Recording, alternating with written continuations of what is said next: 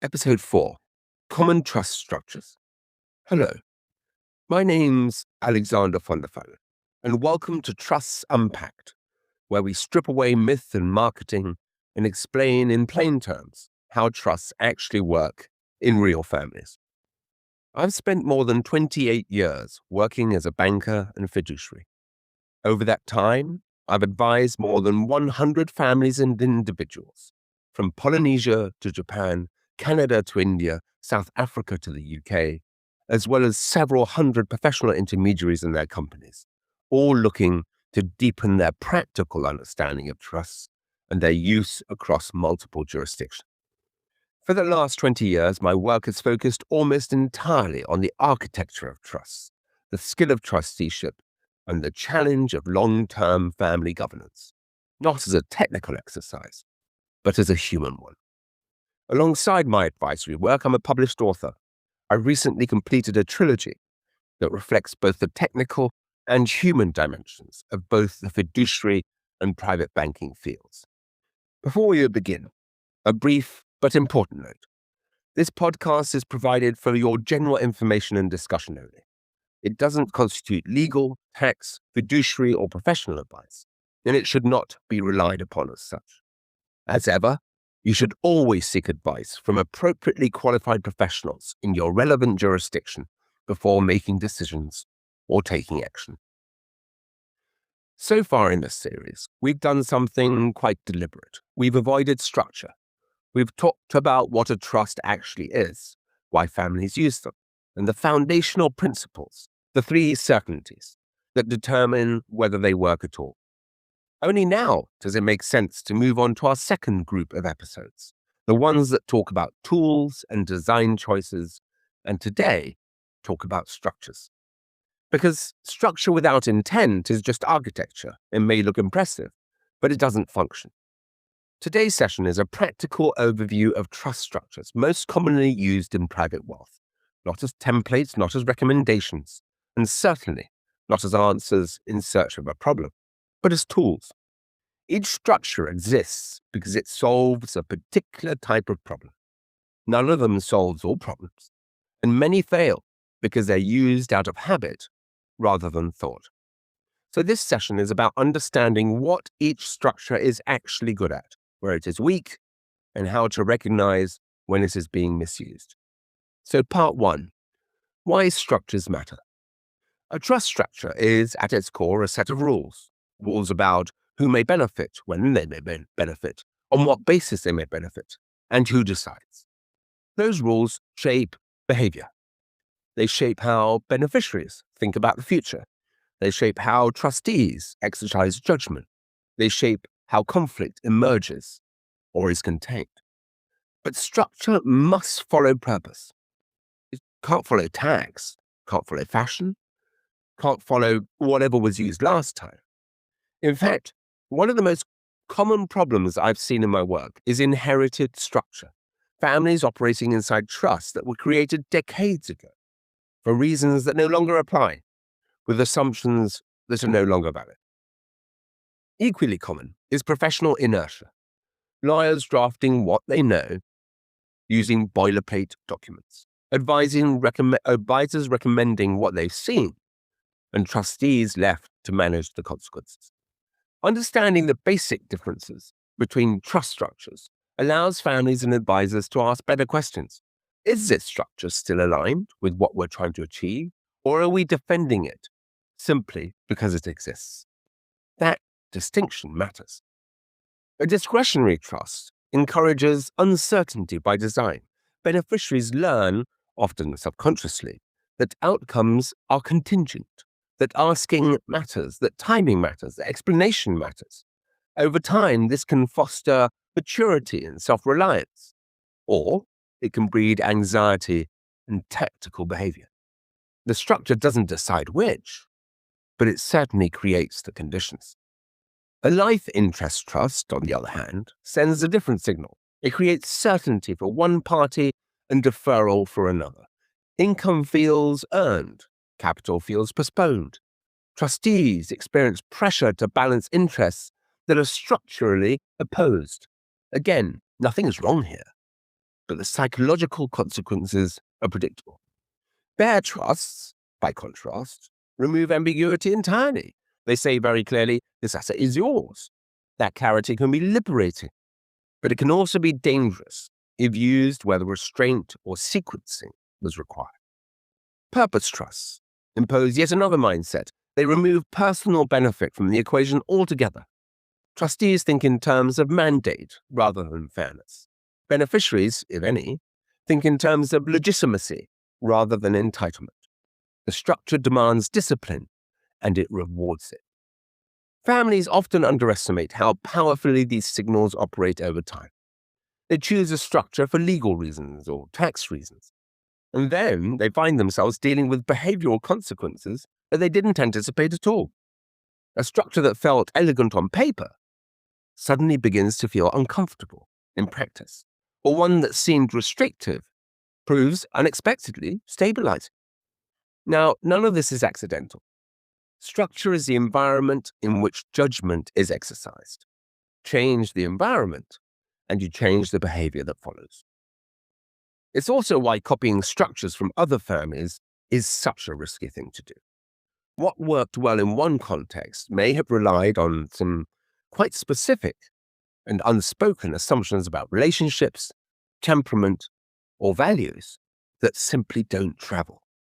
Understanding common trust structures is therefore not about memorizing forms. It's about recognizing what kind of behavior each structure encourages, restrains, or amplifies. Once you see structure in this way, a different question emerges. Not, is this structure technically valid? But what kind of people does this structure assume we are? And are we comfortable with that assumption? That question, more than any checklist I can give you, is what separates deliberate structuring from accidental inheritance of a structure. There's a subtle, but in my opinion, quite important reason why structure is so often misused. Trust structures are contagious. Families hear what other families have done. Advisors repeat structures they've seen before. Jurisdictions develop preferred forms. Over time, certain structures become fashionable. A discretionary trust becomes the default answer. A life interest trust becomes the safe solution. A purpose trust becomes the sophisticated option. The problem isn't that these structures are wrong. It's that they are copied without understanding the problem they were originally designed to solve. When a structure is borrowed rather than chosen, it carries all sorts of assumptions that may not apply. Assumptions about family harmony, about maturity, about time horizons, and about trustee competence. And these assumptions rarely survive direct contact with reality. But as I say, trust structures are tools, not answers. Problems arise when families select a structure first and then try to cram their intent into it. Let me give you an example of when adaptability mattered more than precedence. It belongs here because it shows what structure selection is all about. Daniel and Mariana are a Brazilian couple who came to me via a law firm in Sao Paulo with a request that resisted classification. They were not seeking control, protection, or family continuity. Their affairs were actually already in order.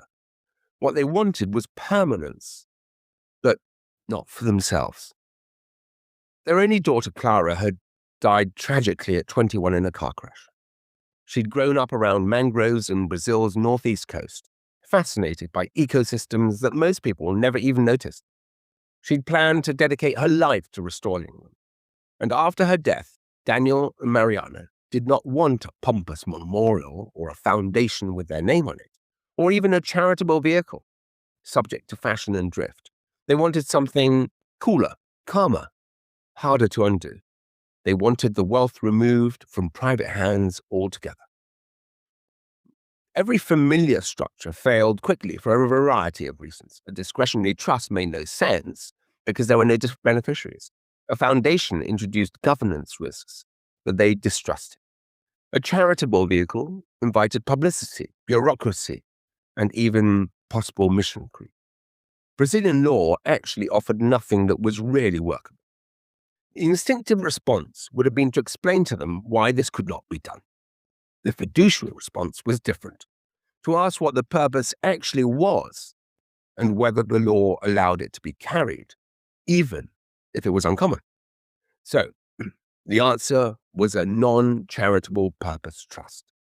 Together with local tax advisors, we structured a purpose trust domiciled offshore with a single, tightly defined mandate: the long-term protection and restoration of Clara's beloved mangrove ecosystems in South and Central America. There were no beneficiaries, no reserve powers, no family role after settlement. An independent enforcer with vast ecological experience was appointed to hold the trustee to account. Capital was segregated carefully to avoid unintended Brazilian tax consequences. Governance mechanisms were designed to resist drift, publicity, and capture.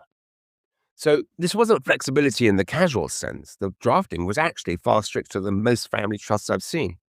Adaptability lay in recognizing that the problem was not wealth management at all, but intent preservation. The trust's first acts were deliberately modest. 2 threatened estuarine parcels were acquired, a long-term biodiversity study was funded. No announcements were made, no press were invited. The trust proceeded from view, exactly as intended. Months later, Mariana sent me a short message. The crabs have returned to the mudflats. That line mattered more than any terse financial report. This case belongs, as I said, in a discussion of trust structures, because it shows what structure selection is really about, not familiarity, not optimization, but fit. The law already contained the tool. Adaptability was simply the willingness to use it carefully without diluting duty or governance.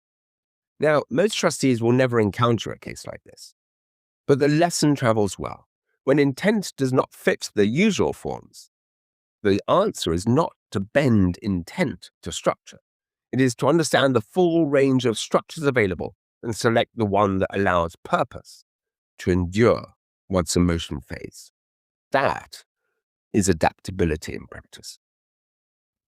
One of the most useful questions a family or advisor can ask is a very simple one. If we were starting from scratch today, would we choose this structure again? If the answer is unclear, the structure deserves scrutiny. Trust law doesn't punish outdated thinking immediately. It allows arrangements to persist long after they've ceased to make sense. That tolerance is often mistaken for validation. Part 2, discretionary trust. Now, the discretionary trust is the workhorse of private wealth. In this structure, no beneficiary has a fixed entitlement. Instead, the trustee has discretion as to whether, when, and how much to distribute within a defined class of beneficiaries. So, why are discretionary trusts so widely used? In one word, flexibility. They allow trustees to respond to changing family circumstances, differing needs within a family, unpredictable events. They work particularly well where beneficiaries are young, numerous, unequal in capability, maturity, or circumstance. They also work well where the future is uncertain, and the future is almost always uncertain. Discretionary trusts are most often described as flexible.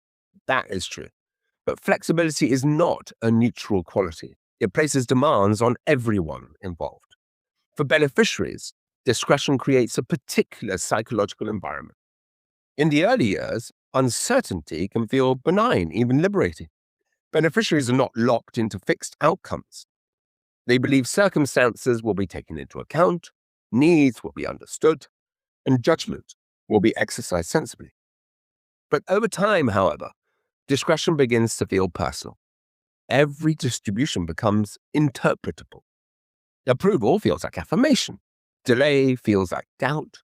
Refusal feels like judgment, even when it's not intended that way. Beneficiaries begin reading meaning into process. They look for patterns. They compare outcomes, both within the family and with the past. This isn't entitlement, it's human pattern thinking. Some beneficiaries respond by disengaging. They lower their expectations, they stop asking, and detach from the trust altogether. Others respond by becoming strategic. They refine their requests.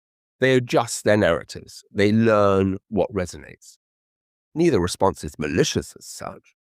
Both are actually rational adaptations to uncertainty. For trustees, the demands are different but no less real. A discretionary trustee must decide repeatedly in the absence of certainty. There's rarely a single correct answer. Decisions are taken knowing that someone will be disappointed and that disappointment may be expressed emotionally rather than rationally. This produces a particular form of fatigue. Trustees who are conscientious often find the early years energizing. Judgment feels purposeful. Engagement feels meaningful. Over time, however, the cumulative weight of explanation, justification, and resistance can erode confidence. The temptation to smooth outcomes grows. This is how discretionary trusts imperceptibly lose their edge. Distributions become more regular. Timing becomes predictable. The extraordinary becomes routine. What began as discretion slowly hardens into expectation. At that point, the trust still exists. The powers remain, but discretion has narrowed without anyone consciously choosing that outcome. Trustees often tell themselves they are maintaining harmony. In reality, they're postponing conflict. And postponed conflict has a habit of returning at a moment of maximum stress in full force. This is why discretionary trusts work best when trustees are selected not just for technical competence, but for emotional resilience. Families play a role here as well. Where families expect consistency, discretion collapses. Where they expect judgment, even when it frustrates them, discretion survives. This expectation is rarely articulated explicitly, but it shapes everything that follows. One of the quiet markers of a healthy discretionary trust is this. Beneficiaries talk about how decisions are made, not what decisions are made. When conversation centers on reasoning, process, and principle, the structure is holding. When conversation centers on amounts, timings, and comparisons, discretion is already under pressure. Now, none of this means that discretionary trusts are fragile. In fact, on the contrary, when used well, they're remarkably durable. But they're not passive. They require active stewardship. The irony is that discretionary trusts are quite often used to avoid difficult conversations. And in reality, they require more of them, not fewer. Families who understand this tend to be satisfied over time, even when outcomes disappoint. Those who do not often conclude that the structure itself is a problem, but it rarely is. Because discretionary trusts do exactly what they're designed to do. The question is whether the people using them are prepared for the demands the design imposes. The flexibility that discretionary trusts bring comes at a price. For beneficiaries, there is uncertainty. For trustees, there is responsibility. And for families, there's a need for communication and expectation management. From a trustee's perspective, discretionary trusts are the most demanding structures to administer well. They require trustees to do something that is emotionally incredibly difficult: to decide, not to process, not to distribute mechanically, but to exercise judgment repeatedly, often in circumstances where there is no obviously right answer. This is why trustee selection matters so much in discretionary trusts. A trustee who is conflict averse will struggle. A trustee who seeks approval will drift.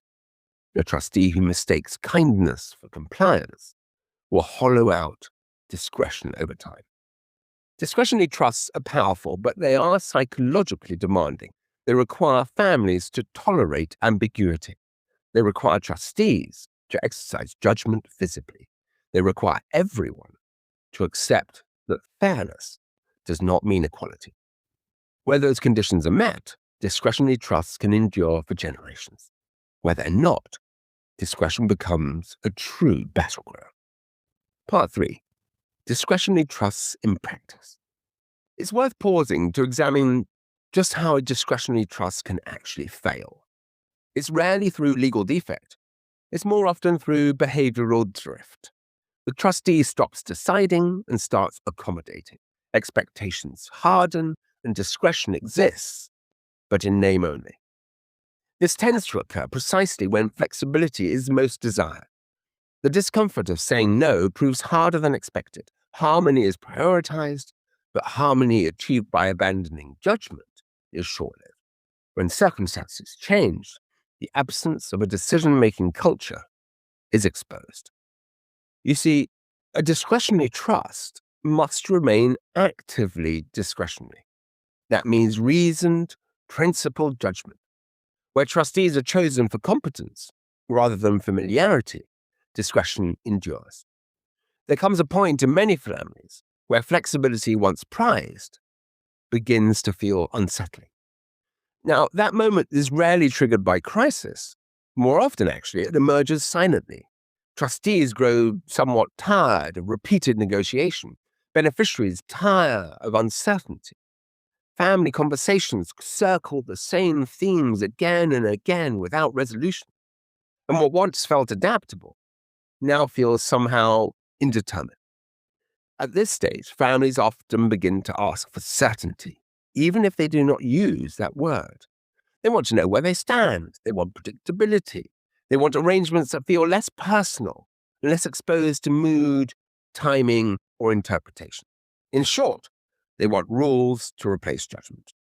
So this is the emotional terrain in which fixed interest and life interest trusts appear attractive. Now, don't get me wrong, that shift is understandable. Discretion demands tolerance of ambiguity, and not all families are equally comfortable with that. Some prefer clarity, even if it comes at the cost of flexibility. Others reach for certainty in a defensive fashion, after discretion has been poorly managed or insufficiently explained. What matters is recognize why that shift is happening. When families move from discretionary to fixed structures because their circumstances genuinely call for it, like second marriages, competing branches, or a clear need to separate income and capital, the structure often works well. The certainty provided by fixed interests stabilizes relationships and reduces friction. When the move is driven instead by fatigue, avoidance, or disappointment with how discretion was exercised, the results are far more mixed. Certainty can suppress visible conflict without resolving underlying tension. Fixed entitlements may remove discretion, but they definitely don't remove disagreement. They simply, relocate it. Questions that were once about judgment become questions about interpretation, investment policy, or allocation between income and capital. In other words, certainty doesn't eliminate tensions. It actually just reshapes it. This is why it's a mistake to treat discretionary and fixed interest trusts as alternatives on a spectrum of sophistication. They're actually responses to different kinds of discomfort. Discretion asks people to live with uncertainty. Fixed interests ask them to live with constraint. Neither is inherently superior, but each assumes something about the family's temperament, relationships, and appetite for ambiguity. Understanding this transition point matters, because many trusts fail not at creation, but at conversion. Families change structures without fully acknowledging what they're giving up, or what new tensions they're introducing. Seen clearly, the move from discretion to certainty is not just a technical adjustment, it's a psychological one, and it deserves to be made deliberately. So part 4, fixed interest and life interest trusts. At the other end of the spectrum sit fixed interest trusts, often called life interest trusts. Here, certain beneficiaries have very defined rights. Typically, a life tenant is entitled to income for life, or remainder beneficiaries are entitled to capital later. Now, these structures prioritize certainty over flexibility. They're commonly used where there are second marriages, competing family branches, or a need to balance income and capital. For example, providing income to a surviving spouse whilst preserving capital for children from a previous relationship. The strength is predictability. Everyone knows where they stand. Entitlements are clear. Disputes are often fewer in the early years. But their weakness is rigidity. Once established, these trusts are very difficult to adapt. If circumstances change, like income needs alter, or asset mix evolves, or even tax regimes shift, the structure may just no longer fit the problem. Variation is possible, but often complex, costly, or even contentious. So, life interest trusts work best where relationships are stable, expectations are clear, and the likely future can be broadly anticipated. They work less well where flexibility is needed. It's also worth noting that life interest trusts often feel simpler than they really are. Because entitlements are fixed, families assume that governance will be easy. In reality, clarity of entitlement doesn't eliminate the need for judgment. It merely shifts where that judgment is required. Investment decisions become more sensitive. Allocations between income and capital require more careful balance. Communication becomes more formal, not less. Where trustees treat life interest trusts as kind of set and forget arrangements, tensions tend to accumulate unnoticed. The apparent calm can be misleading. Life interest trusts reward trustees who are disciplined, communicative, technically confident. They punish those who rely on an assumed inertia. Part 5. The hidden tension in life interest trusts. Now, life interest trusts often look deceptively calm from the outside. Rights are defined, entitlements are clear, the structure feels orderly. For families emerging from uncertainty or conflict, that clarity can feel like relief. But living inside a life interest trust is a very particular experience, and it shapes behavior in ways that families rarely anticipate. For the income beneficiary, entitlement quickly becomes identity. Income is received regularly, it feels earned, even when it is not linked to effort. Over time, the distinction between support and dependence blurs. The income beneficiary may begin to plan life decisions around a stream they don't control, but rely on completely. This creates a kind of subtle anxiety. Any discussion about investment strategy, asset allocation, or capital expenditure feels existential. Yield becomes personal. Prudence feels like threat. But for the capital beneficiaries, time stretches differently. Their interest is always future-facing, deferred, abstract. They're told the structure protects them, but that protection feels kind of thin when enjoyment is postponed indefinitely.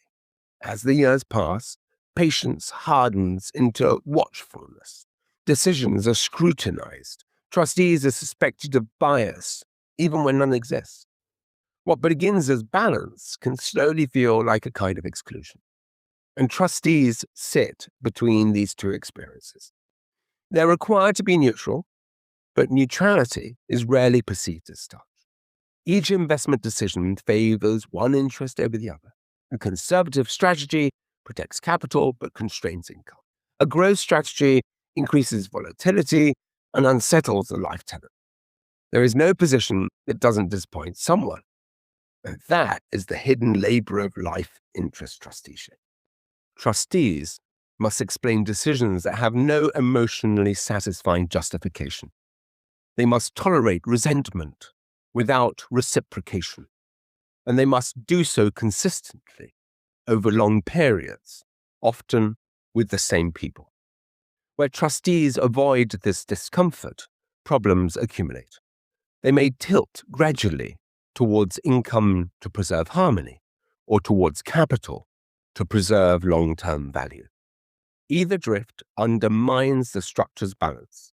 Once one side believes the trustees have chosen, trust in the arrangement erodes quickly.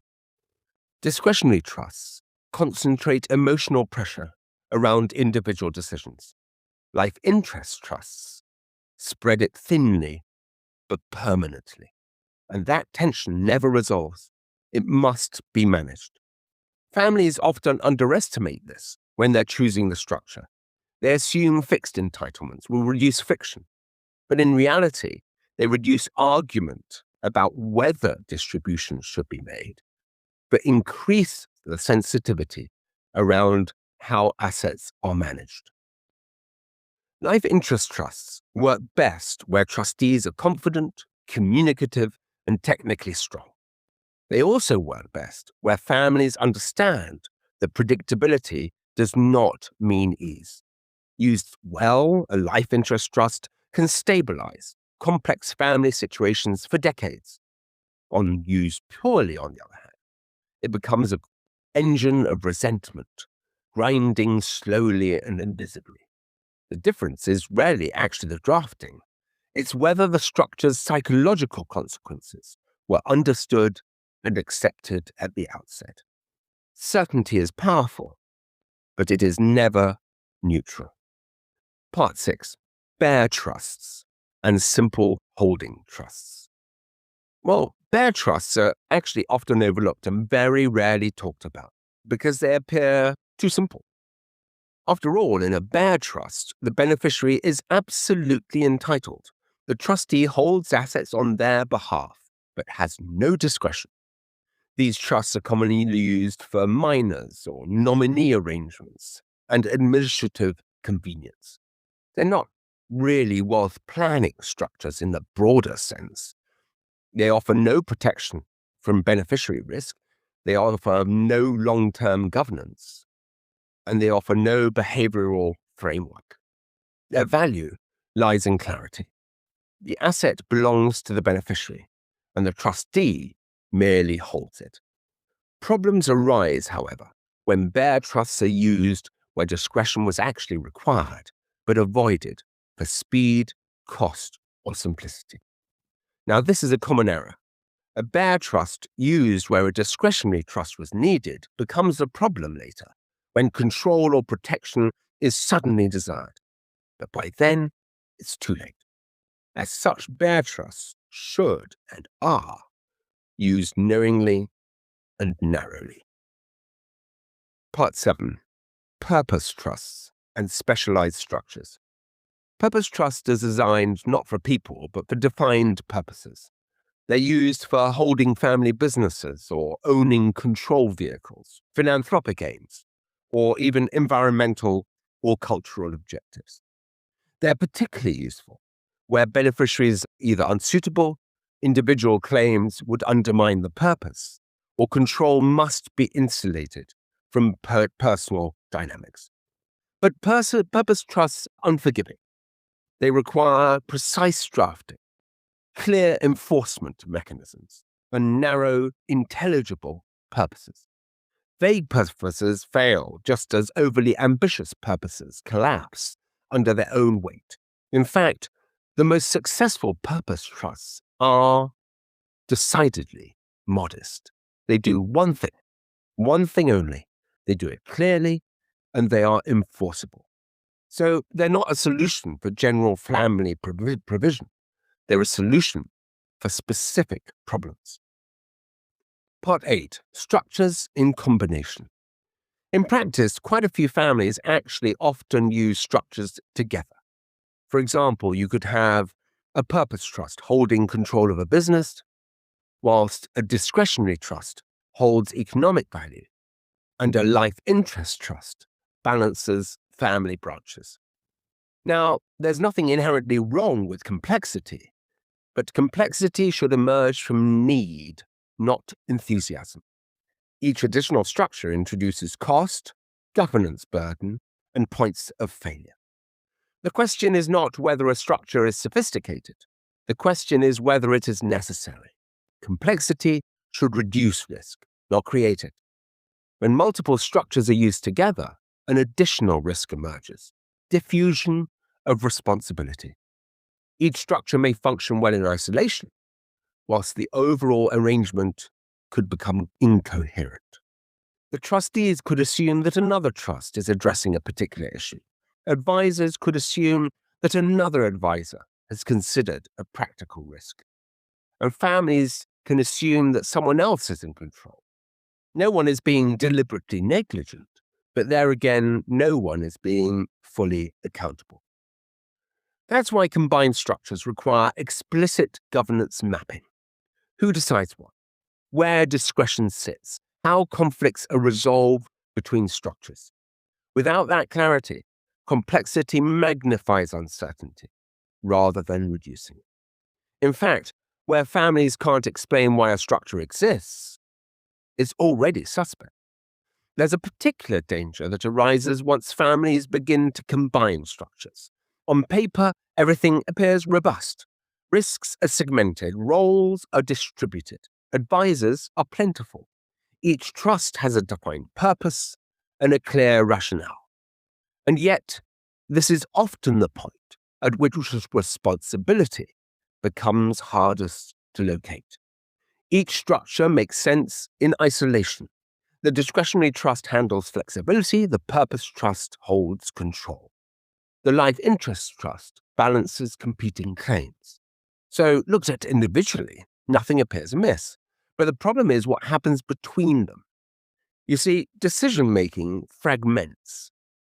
Trustees assume another trust is addressing a particular risk. Advisors assume another advisor has considered a particular consequence. Families assume there is an overall design holding everything together, but often there is not. What emerges instead is diffusion. No single person feels authorized to ask whether the combined arrangement still reflects the original intent. No one feels it is their role to challenge complexity itself. Complexity acquires a kind of authority simply by existing.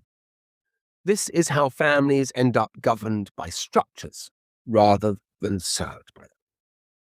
The warning signs are subtle. Meetings become longer, but less decisive. Explanations become more technical, but less satisfying. When questions are asked, answers begin with, well, that sits in the other trust, or that was dealt with elsewhere. Nothing is technically wrong, and yet something essential has been lost. Complexity should reduce risk by clarifying responsibility. When it does the opposite, it's no longer sophistication, it's camouflage. This is why combined structures require something more than careful drafting. They require explicit governance mapping. Who decides what? Which trustee prevails in interest conflict? How disagreement between structures is resolved? And who is responsible for asking whether the overall arrangement still makes sense? Without that clarity, families make mistakes of movement for progress. They believe activity equals control. In reality, accountability has thinned. The most resilient multi-structure arrangements are often the simplest in spirit. They may use several trusts, but they have single governing logic, a small number of decision makers, clear escalation paths, and someone with the authority to say, this is no longer working. Where that authority is absent, complexity becomes self-perpetuating. Structures are added to solve problems created by other structures. Over time, the arrangement becomes impressive, expensive, and opaque, and fragile. So this is the question to ask of any combined structure. It's not how sophisticated is it, it's who's actually in charge of this whole thing. If that question can't be answered clearly, then the structure is already aging badly. Part 9. How structures age. I've got one final observation on this. Trust structures do age. What was appropriate at creation may not remain so. Children grow up, businesses evolve, regulation changes, values shift. Structures that are reviewed adapt. Structures that are ignored calcify. A good trust structure feels almost invisible. A bad one dominates every discussion. Regular review is not a sign of failure. It's a sign of stewardship. So, as we close this episode, here are some cliff notes about what we've just learned. First, structure is not decoration. It's a set of rules that shape behavior over time. Who may benefit, when, on what basis, and who decides. Second, structure must follow purpose. When families inherit or copy structures without revisiting intent, they end up defending architecture rather than serving objectives. Third, discretionary trusts offer flexibility but at a cost. They demand emotional resilience from trustees and tolerance of uncertainty from beneficiaries. When discretion hardens into pattern or appeasement, the structure loses its edge. Fourth, fixed and life interest trusts provide certainty, but introduce permanent tension between income and capital. Predictability doesn't eliminate conflict, it just relocates it. Fifth, fair trusts are tools of clarity, but not tools of governance. They're useful for simplicity and administration, but offer no protection or sequencing. Used in the wrong context, they create irreversible exposure. Sixth, purpose trusts are powerful when intent is narrow and enforceable. They are not family provision vehicles. They are instruments of mandate, and they reward precision and discipline. Seventh, combining structures increases governance burden. Complexity only works when responsibility is mapped clearly. If no one can explain who is in charge of the whole, sophistication becomes fragility. Eighth, all structures age. What is appropriate at inception may not remain so. Review is not a failure of planning. It's a feature of active stewardship.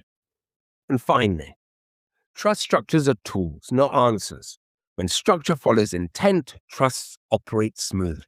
When intent is forced into structure, strain appears later, usually under pressure. In short, the right structure often feels unremarkable, and the wrong one dominates every conversation. That was Trust Structures Unpacked. Join me in the next episode for a comparison of discretionary trusts versus fixed interest trusts. Unpacked. Until next time, I'm Alexander van der Velde.